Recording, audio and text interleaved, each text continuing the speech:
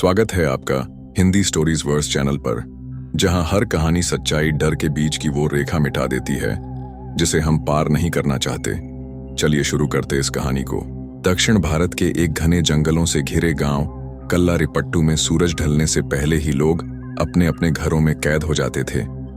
वहां की मिट्टी में नमी नहीं, बल्कि कुछ अनकहा भय घुला हुआ था।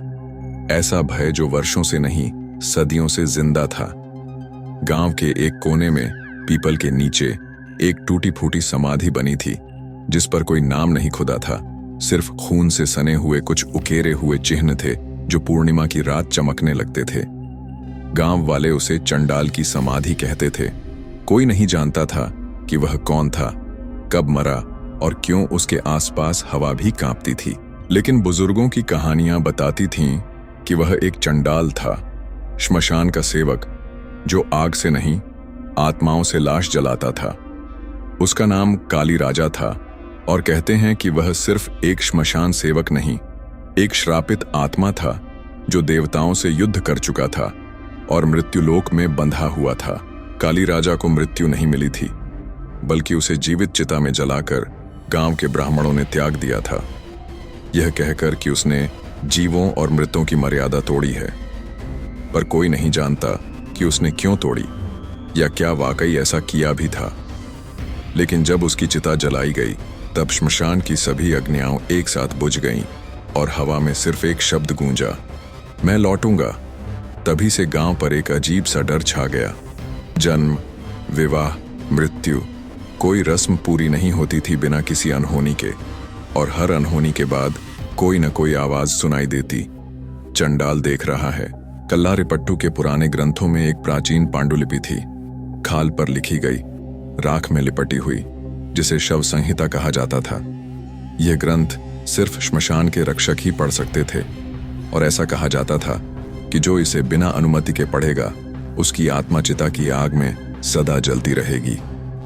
गांव का पुराना मंदिर, जो अब खंडहर बन चुका था, उसी के तहखाने में वह ग्रंथ रखा हुआ था।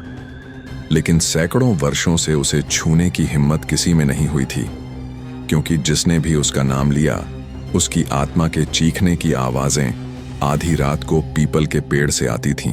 गांव में एक लड़का था, अनुज। वो बाकी सब लड़कों से अलग था। उसकी मां बचपन में ही मर गई थी और बाप अर्धविक्षिप्त था। अनुज का जन्म पूर्ण ग्रहण की रात हुआ था, जब चांद पूरी तरह काला पड़ गया था और गांव के कुओं में से एक साथ धुआं निकलने लगा था। पंडितों ने उसे अपशगुनी कहा, लेकिन उसकी दादी ने उसे बचाया और चुपचाप कह दिया, यह बच्चा कल की नहीं, चंडाल की वंशज आत्मा है, जिसे मृत्यु भी नहीं बांध सकती। अनुज बड़ा हुआ, लेकिन उसके सपने कभी शांत नहीं रहे। हर रात एक ही सपना आता, एक चिता जलती हुई और एक आदमी गर्दन से जंजीरों में जकड़ा, आंखों से लावा बहाता हुआ कहता, अनुज, अग्निपथ अधूरा है, वचन पूरा कर। कई वर्षों तक अनुज ने इसे बुरे सपनों का नाम दिया, पर जब उसकी दादी मरी और जलाने के लिए कोई चिता जलाने नहीं आया, तब उसने पहली बार खुद लकड़ियां इकट्ठी की। लेकिन जैसे ही उसने चिता में अग्नि दी, हवा रुक गई और आग बिना छुए धधक उठी, जैसे किसी अदृश्य हाथ ने उसे दहकाया हो। तभी एक काली परछाई धुएं में से निकली और उसके कंधे पर हाथ रखकर कहा, अब तू तैयार है वंशज, मैं तुझे अग्निपथ दिखाऊंगा, जहां देवता भी जलते हैं। उस दिन के बाद अनुज बदल गया। वह अब रातों को श्मशान में समय बिताने लगा, पुराने श्लोक पढ़ता, राख में अपने हाथ डुबोता और काले धागे से अपने माथे पर त्रिपुंड बनाता। गांव वाले डरने लगे, लोगों की गायें खोने लगीं, बच्चे नींद में बोलने लगे और एक आवाज बार बार सुनाई देने लगी, चंडाल जाग उठा है। पंडितों ने गांव छोड़ा, लेकिन जो भी भागा वो वापस कभी जिंदा नहीं लौटा। और फिर एक दिन अनुज उस खंडहर मंदिर में घुस गया, जहां शव संहिता रखी थी। अंदर अंधेरा इतना गहरा था कि तेल का दिया भी कांप रहा था। दीवारों पर पिशाचों की चित्रकारी थी और धरती से राख की गंध उठ रही थी। वहां एक चबूतरा था, जिस पर काले कपड़े में लिपटी ग्रंथ रखी थी। अनुज ने जैसे ही उसे छुआ, पूरी हवेली कांप उठी। तभी एक दहाड़ आई, शपथ ले वंशज, अग्निपथ तुझसे मांग करता है, या तो तू मृतकों का राजा बनेगा या स्वयं मृत हो जाएगा। अनुज ने कांपती आवाज में उत्तर दिया, मैं शपथ लेता हूं, मैं चंडाल की आत्मा को मुक्ति दूंगा, भले ही मेरी आत्मा भस्म हो जाए। और उसी पल उसकी आंखें काली हो गईं। उसके हाथों पर राख के संस्कार उभर आए। वह अब सिर्फ अनुज नहीं रहा, वह बन चुका था नवचंडाल, अग्निपथ का वारिस। जब अनुज ने शव संहिता को छुआ तो उसकी चेतना उस स्थान से निकलकर किसी और लोक में प्रवेश कर गई। वह अब मंदिर के तहखाने में नहीं था, बल्कि एक धुएं से ढकी घाटी में खड़ा था, जहां जमीन राख से बनी थी और आसमान में काले कफन लहराते थे। वहां कोई पेड़ नहीं था, कोई जीवन नहीं, सिर्फ श्मशान की आग की गंध और अनगिनत अधजली लाशें जो जमीन में आधी ढंसी हुई थीं, मानो वे इंतजार कर रही हों किसी राजा के लौटने का।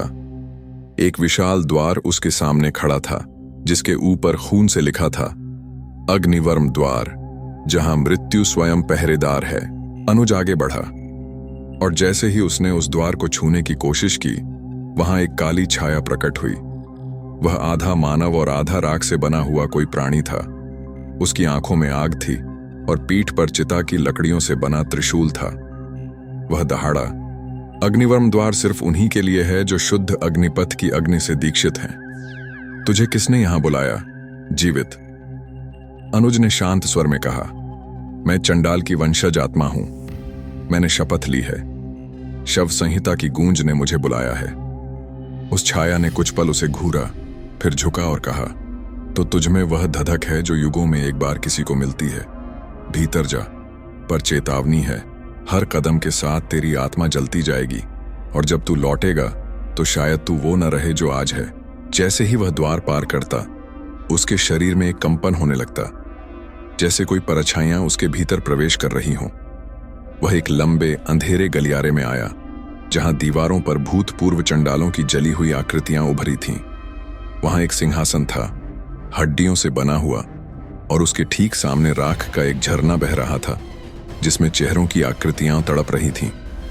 अनुज को समझ आया कि यह सिर्फ एक लोक नहीं, मृत आत्माओं की पाठशाला है, जहां पुराने चंडालों की आत्माएं दीक्षा के बाद अग्निपथ को संभालती थीं।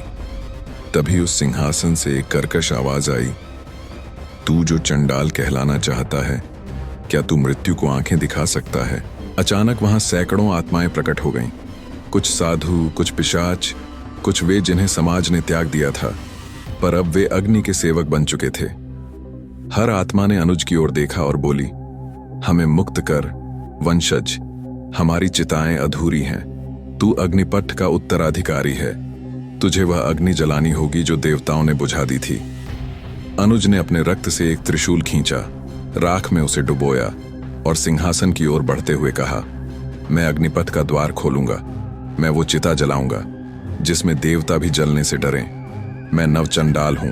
अग्निवर्म द्वार से एक आग का तूफान निकला और अनुज को अपने भीतर समेट लिया। वह चेतना फिर लौट आई, और जब उसकी आंखें खुलीं, वह मंदिर के तहखाने में था, लेकिन अब उसकी सांसों से धुआं उठ रहा था और उसके शरीर पर अग्निलिपियां चमक रही थीं। शव संहिता अब खुल चुकी थी और उसके पहले पृष्ठ पर लिखा था, जिस दिन नवचंडाल अग्निवर्म से लौटेगा, उसी दिन मृत आत्माओं की क्रांति आरंभ होगी।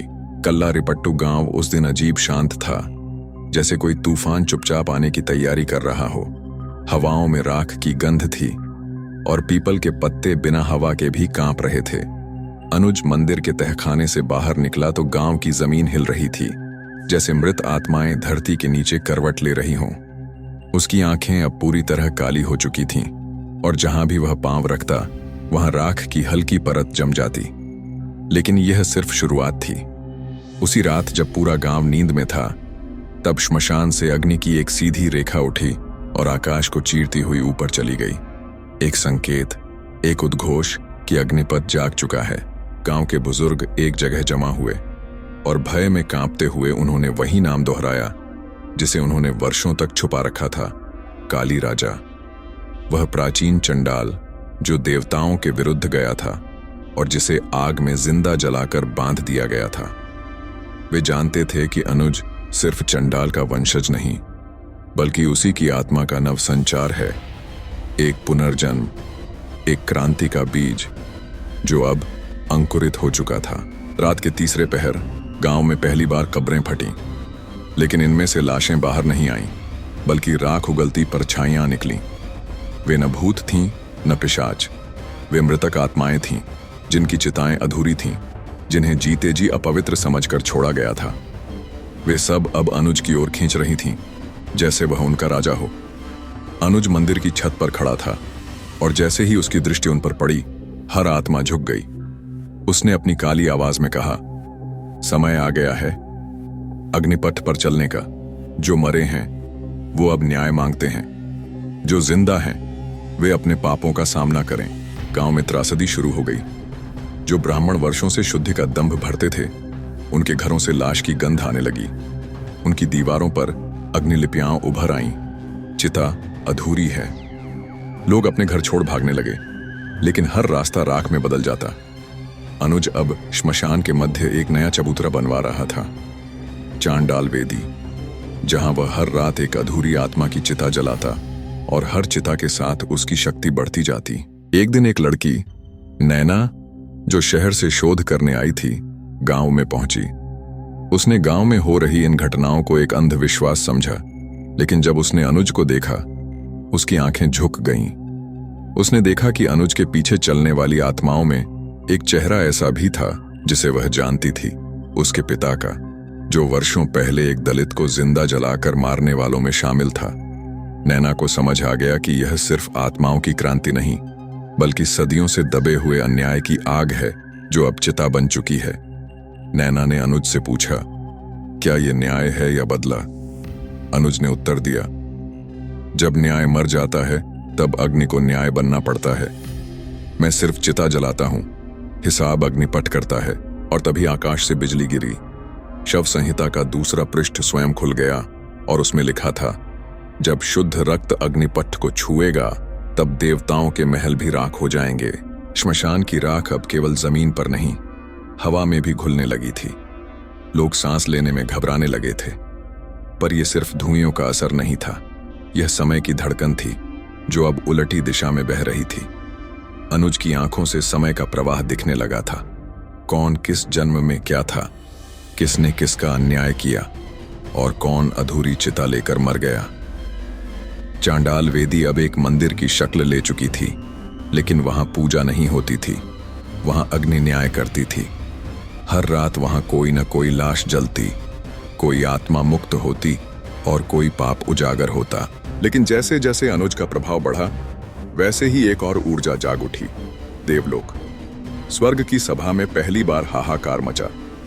एक आर्षी ने कहा, नरलोक में एक चंडाल आत्माओं को मुक्त कर रहा है। यदि ऐसा चलता रहा तो कर्मचक्र टूट जाएगा। जो ऊपर जन्म लेने की तैयारी में हैं, वे नीचे ही बंध जाएंगे। इंद्र ने कड़क कर कहा, यह न्याय की अवहेलना है। एक चंडाल को यह अधिकार किसने दिया कि वह पापों का निर्णय करे? लेकिन यम ने चुपचाप उत्तर दिया, उसे यह अधिकार उसी अग्नि ने दिया है जो हर यज्ञ में जलती है, पर अब वह अग्नि हमारी नहीं रही। देवताओं ने मिलकर एक योजना बनाई, नवचंडाल को रोको, चाहे उसे फिर से शापित करना पड़े या समाप्त। और तभी ब्रह्मलोक से एक शक्ति उतरी, एक स्त्री देव जिसका नाम था ताड़िका, जो मृत्यु और न्याय के बीच की देवी मानी जाती थी। वह सुंदर थी, पर उसकी आंखों में श्मशान की नमी थी। उसका आदेश था, अनुज को पुनः अग्निवर्म में भेजो और उसे दिखाओ कि मुक्ति का मूल्य क्या होता है। यदि वह रुकता नहीं तो स्वयं उसका प्राण हवन में अर्पित कर दो। उधर धरती पर नैना ने अनुज से और अधिक जुड़ाव महसूस करना शुरू कर दिया था। वह जानती थी कि अनुज अब सिर्फ मानव नहीं रहा, पर उसमें कहीं एक इंसानी दर्द अब भी बाकी था। एक रात जब श्मशान में पूर्णिमा की चिता जल रही थी, नैना ने अनुज से पूछा, तुम दिन ब दिन राख बनते जा रहे हो, तुम्हारा चेहरा भी अब धुएं जैसा दिखता है, क्या तुम इंसान रह भी पाओगे? अनुज ने पहली बार मौन होकर कहा, अगर मुक्ति देने के लिए मुझे अपनी मानवता जलानी पड़े तो मैं हंसते हुए जलाऊंगा। और उसी समय तारिका प्रकट हुई। उसने आकाश को चीरते हुए चांडाल वेदी के सामने आकर कहा, अनुज, अग्निपथ तेरा मार्ग नहीं, तेरा अंत है। मैं तुझे रोकने आई हूं। लेकिन जब उसकी दृष्टि अनुज पर पड़ी, वह कुछ पल को कांप गई। वह जान गई कि यह चंडाल सामान्य नहीं, वह वही आत्मा है जिसे देवताओं ने एक बार अधूरी चिता में जलाया था। काली राजा का पुनर्जन्म। अनुज ने त्रिशूल उठाया, पर तारिका ने कहा, युद्ध नहीं, परीक्षा। उसने अनुज को एक अग्निलिंग दिया और कहा, यदि तू सच में मुक्ति देने योग्य है तो अग्निपथ पर चल और इस अग्निलिंग को उस आत्मा तक पहुंचा जो सबसे बड़ा पापी था, लेकिन जिसने कभी मृत्यु मांगी थी। अनुज ने सिर झुकाया और कहा, यदि यही मार्ग है तो यही मेरा तप भी है। और वह निकल पड़ा। मृत्युलोक के गहरे जंगलों में, जहां आत्माएं शरीर नहीं विचारों में बसी होती थीं, अनुज अग्निलिंग को अपने त्रिशूल में बांध कर चला, राख से ढके हुए एक ऐसे रास्ते पर जो किसी नक्शे में नहीं था, न जमीन पर न आकाश में। यह था मनोमृत्यु लोक, एक ऐसा आयाम जहां आत्माएं विचार बन जाती थीं और विचार स्वयं चिता का आकार लेते थे। यह जगह उन मृत लोगों की थी जिन्हें उनके अपराधों के कारण कभी चिता नहीं मिली और जिनकी आत्माएं अब विचारों में भटकती थीं। वहां कोई शरीर नहीं था, सिर्फ यादें, डर और अधूरे पछतावे। जैसे ही अनुज इस लोक में प्रवेश करता, हवा बदल जाती। यहां हवा में चीखें थीं, लेकिन वे आवाजों से नहीं आती थीं, वे सीधा मस्तिष्क में गूंजती थीं। एक स्वर लगातार कह रहा था, मैंने मां को जिंदा जलाया था, मुझे माफ कर दो। एक और विचार जैसे किसी दीवार से टकरा कर लौटता, मैंने दलितों को कुएं से पानी नहीं लेने दिया और अब मैं प्यासा हूं। ये कोई साधारण मृत आत्माएं नहीं थीं, ये वे लोग थे जो जीते जी धर्म की आड़ में पाप करते रहे और अब अपने ही कर्मों की ज्वाला में झुलस रहे थे। अनुज की सांसें भारी होने लगीं। अग्निलिंग अब गर्म होता जा रहा था, मानो वह पास आ रहा हो उस आत्मा के जिसे यह सौंपना था। तभी एक राख का तूफान उठा और उसमें से एक विशाल विचार रूपी आकृति उभरी। वह न आंखें थीं न मुंह, बस एक जलती हुई परछाई जो चिल्लाई, मैं ब्रह्मचार्य था, मेरे हर यज्ञ में स्वाहा हुई थी निर्दोष लड़कियां। मैंने खुद को देवता कहा और दूसरों को नरक में धकेला। अनुज समझ गया, यही है वह आत्मा, सबसे बड़ा पापी, लेकिन जिसने अंत में मुक्ति मांगी थी। परंतु अब यह आत्मा अपनी पहचान खो चुकी थी। वह एक विचार बन चुकी थी जो सिर्फ जलना चाहती थी, लेकिन जल नहीं पा रही थी। अग्निलिंग अब उसकी ओर खींचने लगा, पर आत्मा चिल्लाई, मैं इसे स्वीकार नहीं कर सकता, मैं राख हूं, मुझे अग्नि मत दो, मैं फिर जलूंगा। अनुज ने जमीन पर त्रिशूल गाड़ा और कहा, तेरे अपराध अग्नि जानती है, पर तेरी याचना चिता मांगती है और मैं चिता का देवदूत हूं। उसने अग्निलिंग को आत्मा की ओर फेंका और जैसे ही वह विचार रूपी आत्मा से टकराया, एक विस्फोट हुआ।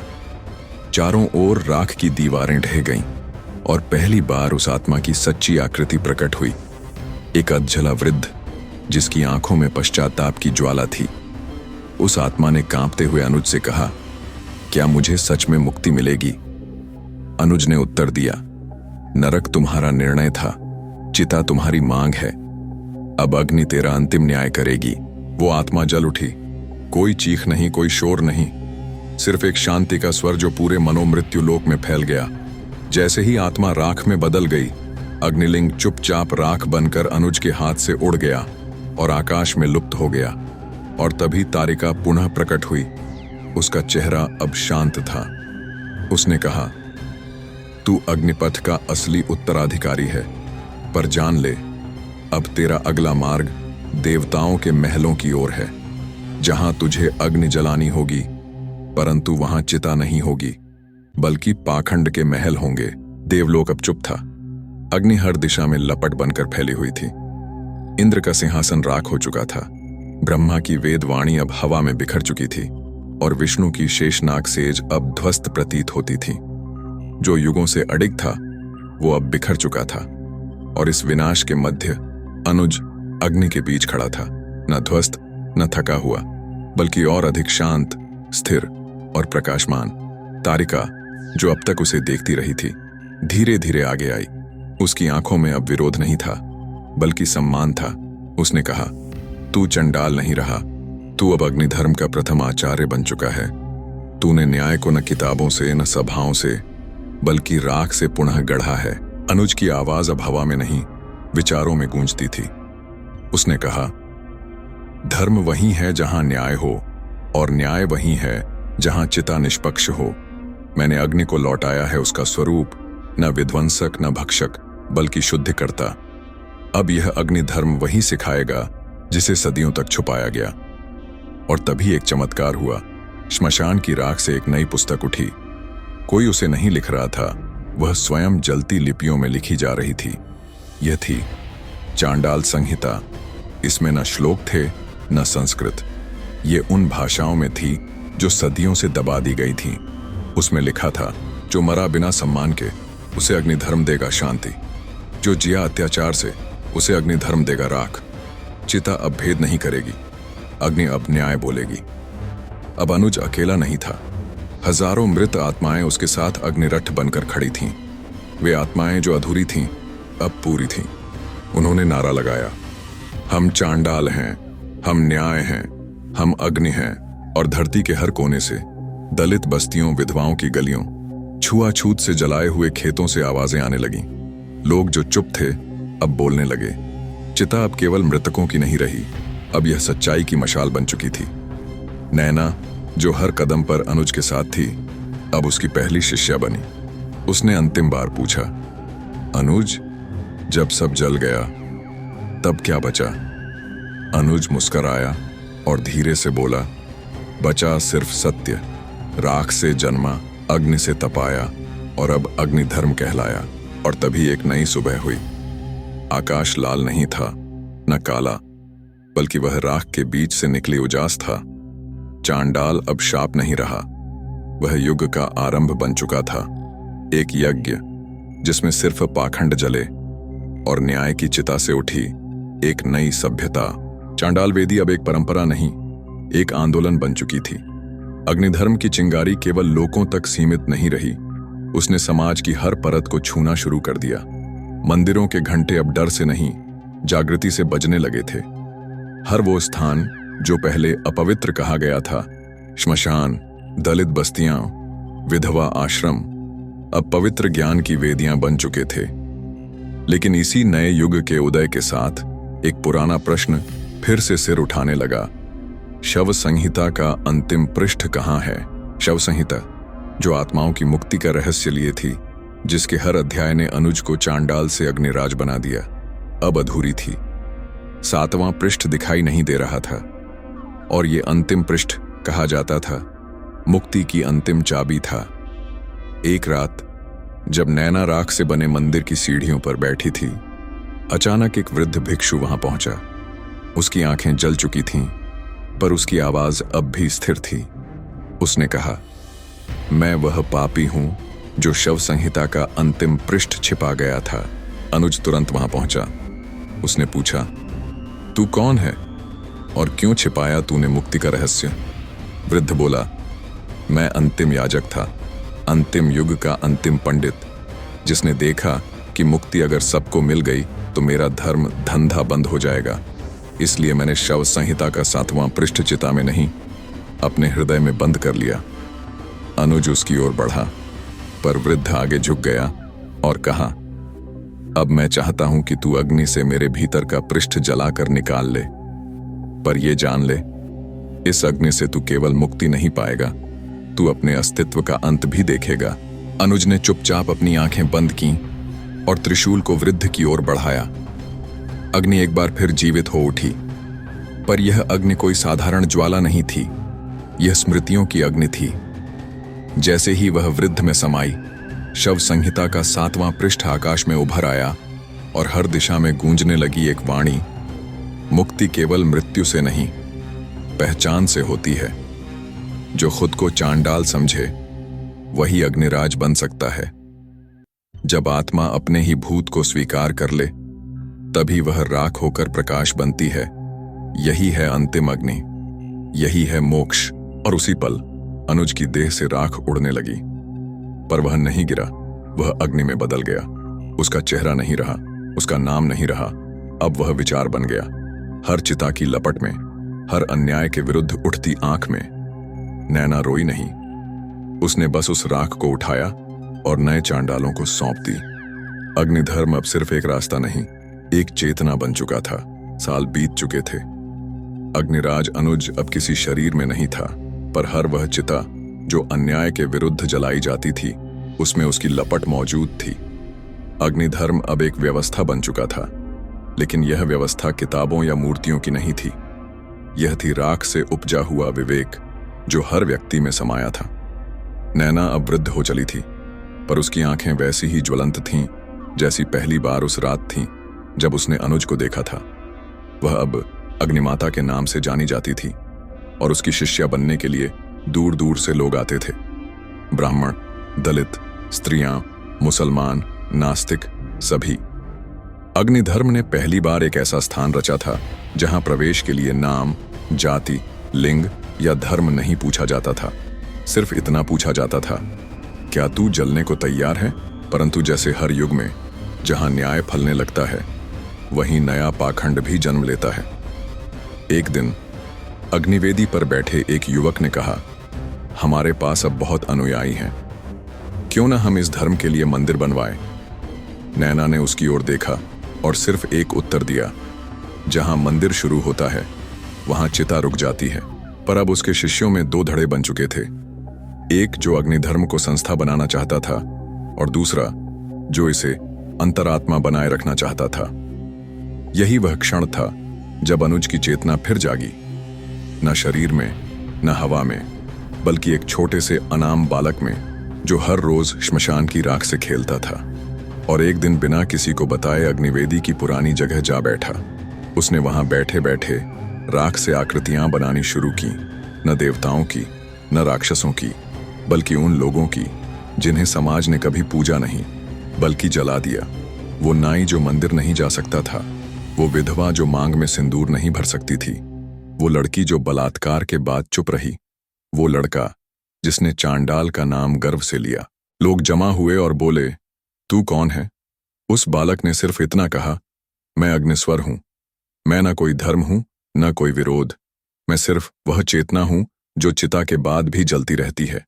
और फिर उसने अपनी राख की आकृतियों में आग लगा दी।